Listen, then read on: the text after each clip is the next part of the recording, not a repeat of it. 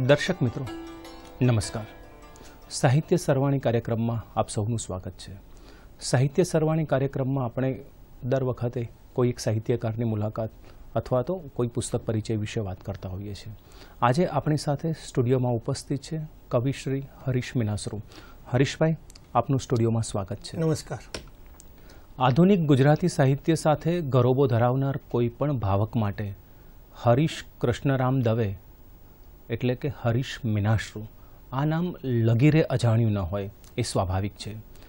કવિતા, અનુવાદ, સંપાદન એવા અનેક ક્ષેત્રે કાર્યરત હરીશભાઈનો જન્મ 3 જાન્યુઆરી 1953ના રોજ ખેડા જિલ્લાના આણંદ મુકામે. એમના પિતાનું નામ કૃષ્ણરામ દવે અને માતા લલિતાબેન દવે.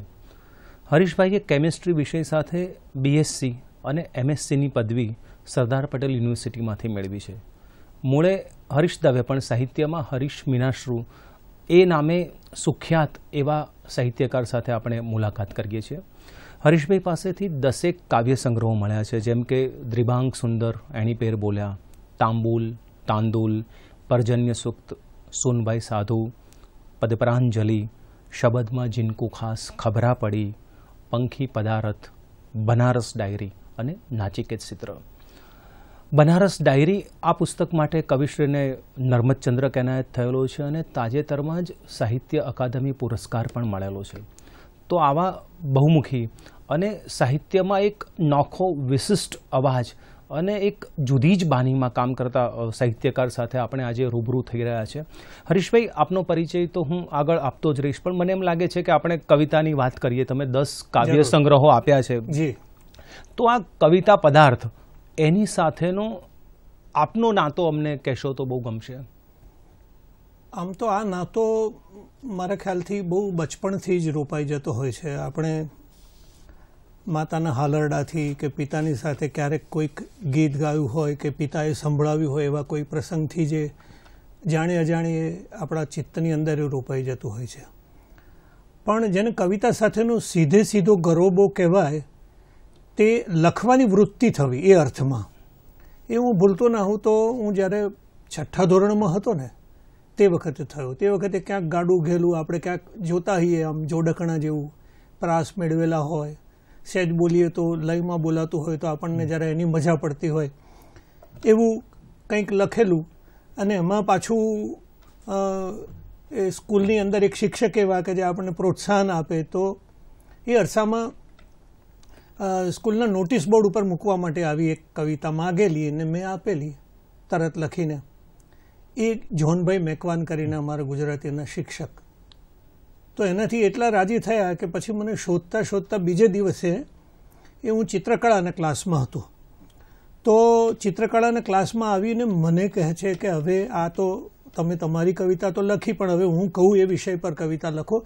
એમ કરી એમણે મને વિષય આપ્યો અને એની કવિતા લખવાનું કહ્યું. મેં બીજે દિવસે એ કવિતા એમને લખીને આપી.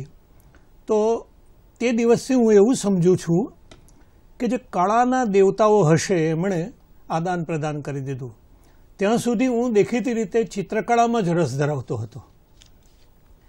અને એ દિવસે મને એવું લાગે છે કે મારું અર્પણ એ કવિતાની દેવીને થયું હશે, કેમ કે ત્યારથી મને કવિતામાં એક જુદા પ્રકારનો રસ પડવા માંડ્યો. કવિતા કુમાર વગેરે સામયિકોમાં પહેલું પાનું કવિતાનું છપાય તો હું અવશ્ય વાંચું અને ઘણીવાર તો પેલા લાઇબ્રેરિયનની નજર ચૂકાવીને એને ફાડી પણ લઉં. અને આવી રીતે મેં મારો પહેલો કવિતાનો સંચય ઊભો કરેલો. આ મારો કવિતા સાથેનો અનુબંધ પહેલો. આમ તો નરસિંહ મહેતાને કોણ ન જાણે ગુજરાતી સાહિત્યની વાત હોય તો. આપણે જે વાત કરી કે આપ એક ચિત્રકલામાંથી એક કાવ્યકલા તરફ વળ્યા, અને આપની કવિતાનો શબ્દ સાંપ્રત અને ઘણા કવિઓથી સહેજ અલગ હોય છે, જેમ કે નરસૈયા સાથેનું આપનું અનુસંધાન, ખાસ કરીને કબીર. તો આપની કવિતામાં આ કબીર, નરસૈયો સાહેબ આ બધું એટલે કે આધ્યાત્મિક વાતાવરણ આવવા પાછળનું કારણ અથવા એને કોઈ કૌટુંબિક વાતાવરણ હોય, કોઈ પીઠબળ હોય, તો એ વિશે વાત કરશો તો ગમશે. જો કે એ તદ્દન સાચી વાત છે. આમ કૌટુંબિક વાતાવરણ તો મારા પિતાજી એક સનાતન બ્રાહ્મણ, એટલે વહેલી સવારે 4 વાગે ઉઠી અને પોતાની રીતે જે કંઈ પૂજાપાઠ કરતા હોય એ વાતાવરણ તો ઘરમાં ખરું. દરરોજ સાંજે બધા ભાઈ બહેનો ભેગા થઈ અને ગીતા પાઠ કરતા મને બરાબર યાદ છે. પણ હું જરા ઉફરો ચાલેલો તે એ અર્થમાં કે 1979માં મને મારા ગુરુનો ભેટો થયો. જશભાઈ સાહેબ એ કરમસદ રહેતા હતા. તો પછી નિયમિત રીતે એ જ્યાં સુધી સદેહ રહ્યા ત્યાં સુધી કરમસદ જવાનું સવાર સહજ બનતું રહ્યું એ સત્સંગ માટે થઈને. એટલે કબીરનો પરિચય એક અર્થમાં, પરિચય એટલે પરચો, સાદો સીધો પરિચય નહીં પણ એનો પરચો જે અર્થમાં આપણે શબ્દ વાપરીએ એ ત્યાં થયો. અને કબીર તો આપણને ખબર છે એમ એની ભાષા એક તોછડી છે, સાધુકડી બોલી છે, એને જે કંઈ કહેવાનું છે સોંસરવું, સામા માણસનું માથું ફોડી નાખે એ પ્રકારની ભાષામાં વાત કરે છે. અને ક્યાંક મેં વાંચેલું એક વચન, જો ભૂલતો ન હોઉં તો કાફકાનું છે, કે પુસ્તક શા કામનું કે જે તમારા માથામાં વાગે અને તમને લોહી ના કાઢે. તો કબીર સાથેનું અનુસંધાન મારું આવો. પછી એ પરંપરામાં એટલે કે રાધાસ્વામી મતની પરંપરામાં જે સંત સદગુરુઓ થયા એ ઉર્દુ મિશ્રિત હિન્દી અને ફારસી મિશ્રિત હિન્દીમાં એમણે પોતાની વાતો કરી છે. અને એટલે મારો કંઈક અંશે એ ભાષા સાથેનું અનુસંધાન. ગુજરાતી સાથેનું અનુસંધાન તો હશે જ હશે, લોકબોલી સાથેનું અનુસંધાન પણ હશે. અને નરસિંહ તો કોને ગમતો ના હોય. તો એ રીતે નરસિંહની જે ગુજરાતી છે આપણી આદિ ગુજરાતી એ સાથેનું પણ અનુસંધાન.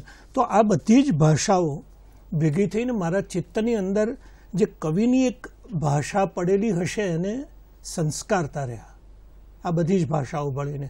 અને એમ કરીને કદાચ મને એવું લાગે છે, બાકી સાચું ખોટું તો વિવેચકો જાણે, કે મારી ભાષામાં આ બધા સંસ્કારો ઝીલાયેલા છે અને યથોચિત એ ક્યારેક ક્યારેક દેખા પણ દે છે.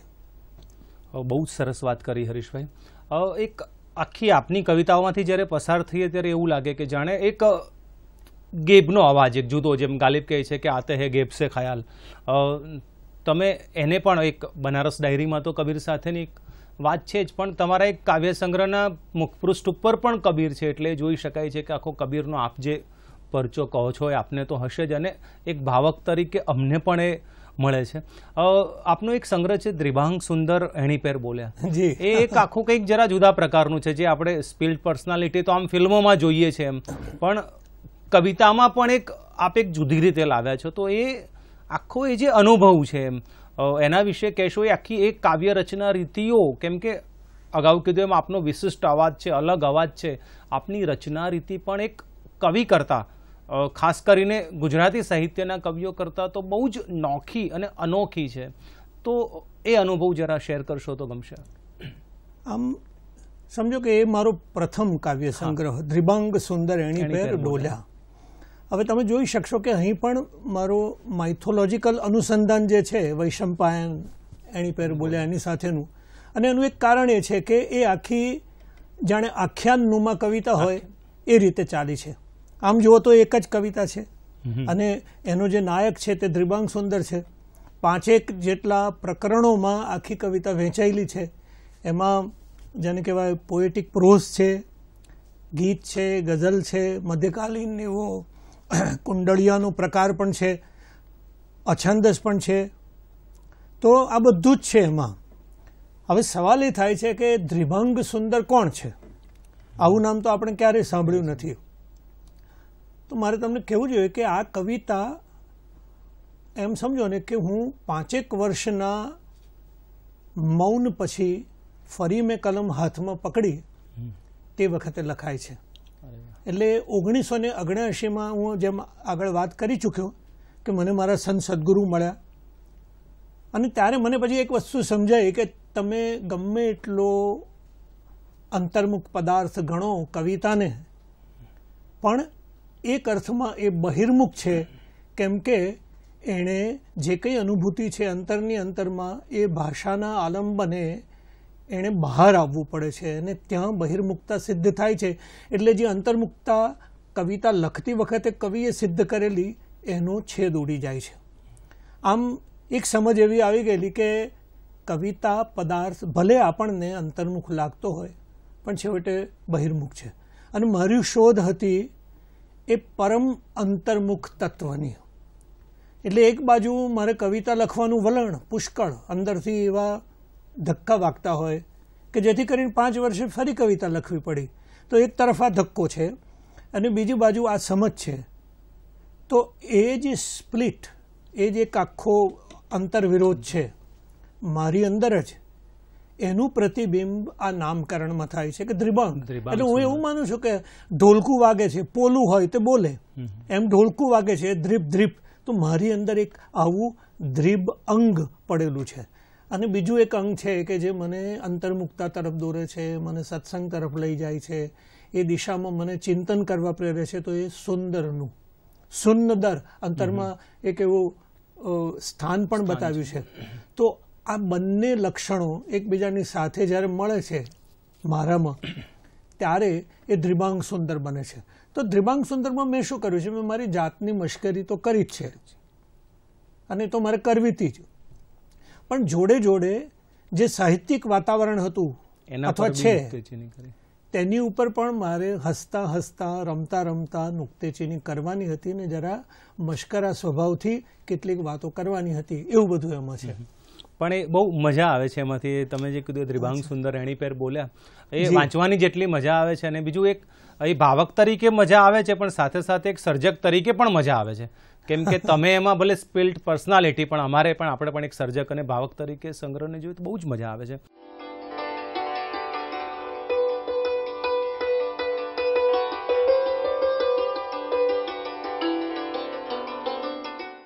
હવે આપે જ કહ્યું છે કે સર્વ કોલાહલો ને સંકોરી મૌનની ક્ષણ મને સરસ આપી.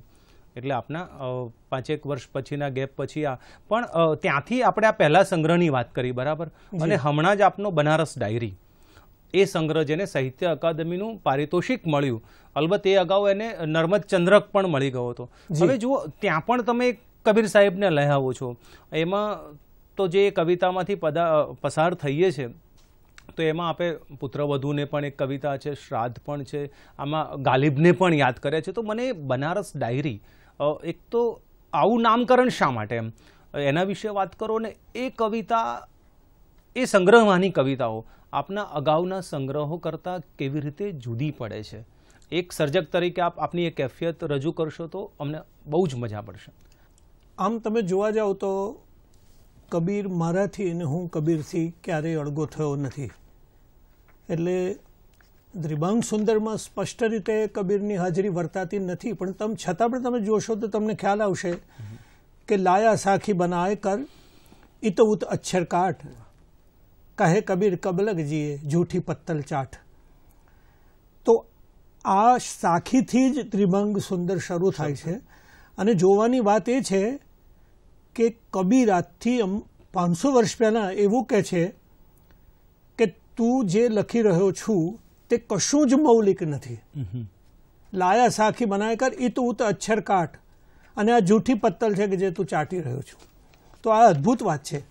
આજે આપણે પોસ્ટ મોડર્નિટીના સંદર્ભે એવું વિચારીએ કે એક લક્ષણ છે એનું કે જેમાં આપણે અન્યોની કવિતાની પંક્તિઓ પણ આપણી કવિતામાં ઉમેરી લેતા હોઈએ છીએ, અંકે કરતા હોઈએ છીએ. પણ આમ જોવા જાઓ તો એક પણ પંક્તિ ગુજરાતી ભાષાની એવી નથી કે જે પહેલાં બોલાઈ ના હોય. એ અર્થમાં કબીરે આ વાત કરી. તો પછી તરત જે 4 સંગ્રહો થયા, સોનુભાઈ સાધો, ગઝલ સંગ્રહ, પછી એ ગઝલ સંગ્રહ છે, તો એમાં પણ કબીર છે જ. સોનુભાઈ સાધો એ ફ્રેઝ પણ કબીરનું છે. અને બાકીના સંગ્રહોમાં પણ જે જેને હું અધ્યાત્મ શબ્દ પણ નથી વાપરતો, હું એને પરમાર્થ શબ્દ, કે જે સંતોએ જે શબ્દોનો ઉપયોગ કર્યો છે, પરમ અર્થ. તો એના સંકેતો બાકીના બધા સંગ્રહોમાં છે. તે ત્યાં સુધી કે જેને આપણે અછંદસ ગણીએ છીએ એવી કવિતાઓમાં પણ એ તત્વ રહેલું છે, અને મોટાભાગના એ પ્રમાણ્યું પણ છે. એટલે એક અર્થમાં મને એવું લાગે છે કે હું, ભલે એવું લાગતું હોય કે વિવિધ રીતે મેં કવિતાઓ લખી છે, પણ એનું ઇસેન્સ, એનું સત્વ અને તત્વ કોઈ એક જ બિંદુ છે કે જેની આસપાસ હું ફરતો રહ્યો છું. એટલે જો તમે આગળના સંગ્રહો જોશો તો એમાં પણ તમને ખ્યાલ આવશે કે કોઈ સેન્ટ્રલ થીમ હોય, મધ્યસ્થ કલ્પન હોય કે રૂપક હોય, એની આજુબાજુ જ એક પરિક્રમા કરી અને જુદી જુદી રીતે જુદી જુદી ભાષાની અંદર કાવ્યો કરવાની એક વૃત્તિ અને એક વલણ એ મારું રહ્યું છે. એ પર્જન્ય સૂક્તમાં પણ જોવા મળશે, પ્રેમ સૂક્તમાં પણ, કારણ કે પ્રેમના સંદર્ભે એ બધી કવિતાઓ છે. પેલી પર્જન્ય એટલે કે વર્ષાના સંદર્ભે છે. તો બનારસ ડાયરીમાં પણ બનારસ એક સ્થળ વિશેષ તરીકે અને મારા ચિત્તના એક વિશેષ સત્વરૂપે પણ છે. એટલે આમ જોવા જાઓ તો મેં કંઈ જરા જુદું નથી કર્યું. હા, એની ડિક્શન એટલે કે એની શૈલી એ બધામાં કોઈ એવું કહી શકે કે તમારી આગળની કવિતાઓની શૈલી કરતાં જુદું છે. હવે એની પાછળનું એક નિમિત્ત તે હતું કે 2007માં અમારી રાધાસ્વામી મતની પરંપરામાં જે ત્રીજા ગુરુ થયા મહારાજ સાહેબ એ બનારસના હતા. એટલે 2007માં એનો શતાબ્દી એમની વિદાયનો એ જે પ્રસંગ બન્યો અને ત્યારે ત્યાં જવાનું થયું, તો એ તો એક માત્ર નિમિત્ત બને છે, એમ સમજો ને. પણ એની આજુબાજુ તમારા ચિત્તની અંદર જે સંવેદનો જાગ્યા હશે એ બધું ભેગું થઈ અને જરા જુદી રીતે એ કવિતાઓ થઈ કે જેમાં વળી પાછો મેં કબીરવતી મેં જ મને ઠપકો આપ્યો હોય એવા પ્રકારનું પણ છે. એમાં બીજી કવિતાઓ પણ છે. ચંદ્ર વિશે છે, કવિતાની ચાટુકતીઓ મૂકી. એટલે એમાં કવિતા વિશે પણ હું વાત કરું છું, ઉડવા વિશે વાત કરું છું. બીજી પણ શ્રાદ્ધ વિશે એક દીર્ઘ કવિતા છે જે મારા બાના મૃત્યુ પછી લાંબા સમય સુધી જે કવિતા રચાતી રહેલી અને જે માત્ર મારી માતાનું શ્રાદ્ધ ન બને પણ એની પાર ચાલ્યું જાય એ કથન જે છે. એટલે ભલે શ્રાદ્ધ એ આપણા વિધિ વિધાનનો એક ભાગ હોય, પણ હું પાછો કબીરનો સાગરીત હોવાને નિમિત્તે પાછો એ વિધિ વિધાનોનો પૂરેપૂરો નિષેધ કરું છું એ કવિતાની અંદર. તો એ બધું છે એમાં આમ. એટલે એ અર્થમાં મારા આગળના સંગ્રહો કરતાં એ જરા જુદી ઢબે રચાયો છે. એટલે એ તો સાહેબ બહુ સ્પષ્ટ જોવાય છે કે તમે કબીર સાથેનું તમારું અનુસંધાન તો સમજી જ શકાય છે, પણ અગાઉના સંગ્રહોને આ સંગ્રહમાં જરા કબીર અલગ રીતે એમ, એટલે બની શકે કે એ સ્વાભાવિક રીતે સાહિત્ય પદાર્થ સાથેનો આપણો નાતો પણ એટલો વિકસ્યો હોય અને સમાજને, જીવનને જોવાની આખી એક દ્રષ્ટિ પણ બદલાઈ હોય.